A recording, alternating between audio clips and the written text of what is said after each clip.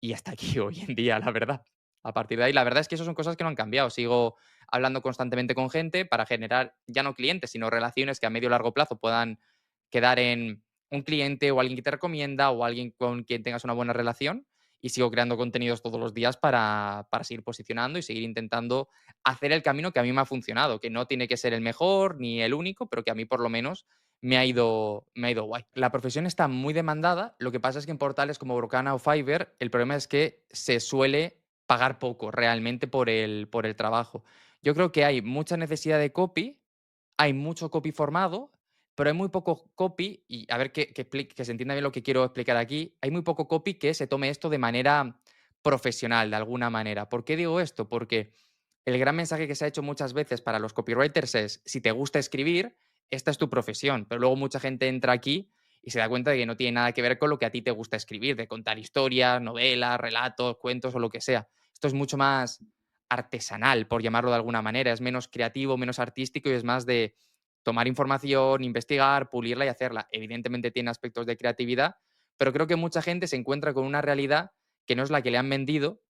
Entonces, hay mucha gente que piensa que se lo han vendido como que esto va a ser más fácil y luego se encuentra pues lo que es emprender, ¿no? Pues que tienes que echarle horas, buscar clientes, pues todo el rollo que hay en ese momento. Entonces, yo creo que lo que te hace tener una marca personal fuerte es, por un lado, no depender de estar buscando siempre clientes, sino que también vengan a ti y de alguna manera poder venderte también por más en algún punto. Cuanto mayor peso, reconocimiento tengas, pues más vas a poder pedir o más vas a poder elegir o llamémoslo como sea, ¿no? Pero eso te permite hacerlo, sobre todo en temas como el copy, que los precios son muy diversos. Por una misma cosa, una persona puede cobrar 100 que 1.500 euros sin ningún problema y depende más de quién seas que del trabajo que hagas, porque ese es el poder que tienes a la hora de negociar. Yo creo que a ellos los dos les funciona muy bien porque al final, a mí creo que muchas veces lo de la comunicación es por contraste, ¿no? Cuando entran, no sé exactamente cuando entra Monje Malo, porque ya le pillé como más tarde, pero cuando entra Isra, al final, y él mismo lo cuenta, ¿no? Había un mercado en el que se habla mucho de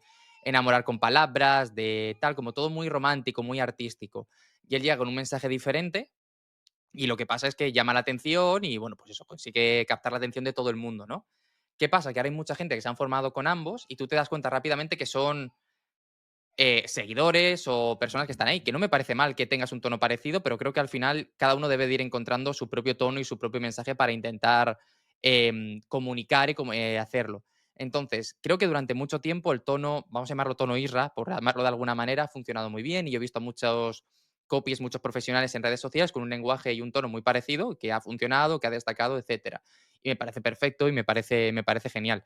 A mí, personalmente, no me pega. No es que no me guste, sino que yo no me siento cómodo haciendo mi comunicación desde aquí. Lo que no quiere decir que si un cliente quiere tener ese tono, no lo podamos tener, pero de mi boca, de mi foto, de mi imagen en redes, yo intento tener un tono mucho más, pues eso, más mío, más diferente, más cercano, más friki, más de alguna manera como intento comunicar. Creo que al final es diferenciarte de alguna manera, ¿no? Para poder hacerlo y que a partir de ahí es ir encontrando tu lugar. Algo que yo escuchaba a mucha gente y que ahora recomiendo y que en el principio no estaba de acuerdo era que decían, al principio, lea muchos copies, apúntate a muchas newsletters y tal, y luego te decían, llega un momento en el que deberías de dejar de leer a todo el mundo de este sector para no enviciarte con los tonos de voz de otros realmente y para encontrar el tuyo propio. Y a día de hoy me parece uno de los consejos más importantes que se pueden hacer. Creo que, o sea, está guay poder leerles de tanto en tanto para seguir haciendo, pero no estar constantemente en contacto con una persona, porque esto es como cuando vas a Galicia, ¿no? Que te vuelves con un poco de acento tal, o cuando yo voy a Murcia a ver a mi familia, que yo no tengo acento murciano, pero cuando paso ahí una semana vuelvo con un poquito de acento. Entonces creo que es importante para tu marca ir encontrando como tu propia comunicación y tu propia manera de hacer las cosas. Y al final, cuando tienes la tuya, acaba encajando de alguna manera. Que al final hay que entender también que cuanto más polar eres, mejor funciona toda la comunicación realmente, porque tienes tanto gente que te quiere mucho como gente que te odia. Y de todas formas, parece que la única manera de ser polar es ser Irra Bravo, que a mí, yo insisto, a mí me gusta mucho su comunicación y me formo con él y le compro muchísimas formaciones y soy un encantado de lo que hace, pero tú puedes ser polar siendo Donald Trump o puedes ser polar siendo Gandhi, que es ser muy coherente y muy consistente en tus ideas. Y parece que ser polar es solo ser un broncas, que no digo que Isra lo sea, pero que parece que a veces la gente que intenta imitarle sí que piensa que es esto muchas veces. Y ser polar es ser muy firme con tus ideas y no tener, entre comillas, miedo a las consecuencias de lo que puedes crear a partir de ahí. Hay un trabajo que se llama identidad verbal, que es como la identidad visual es el logo, los colores y todas estas cosas, ¿no? Seguro que si algún diseñador o alguien me escucha dirá, son muchas más cosas, pero bueno, desde fuera, desde ser un principiante en eso, hay muchos elementos que al final visualmente identifican una marca, ¿no? Pues eso, los colores, el logo, la parte visual que tienen. Y creo que también se debería hacer un trabajo de identidad verbal, que es cómo queremos comunicar a partir de ahí. Yo cuando trabajaba en Cruz Roja, por ejemplo, teníamos la gente que comunicaba de puertas para afuera, como era yo, teníamos un manual de marca enorme, que era qué se puede decir y qué no se puede decir, cómo se tienen que decir las cosas. Y de hecho, semanalmente nos pasaban un report de cosas que se habían hecho de puertas para afuera, que estaban bien, y cosas que se habían hecho de puertas para afuera, que habían estado mal, y cómo las corregirían, entre comillas, para la próxima comunicación para hacerlas más coherentes con dentro de la empresa.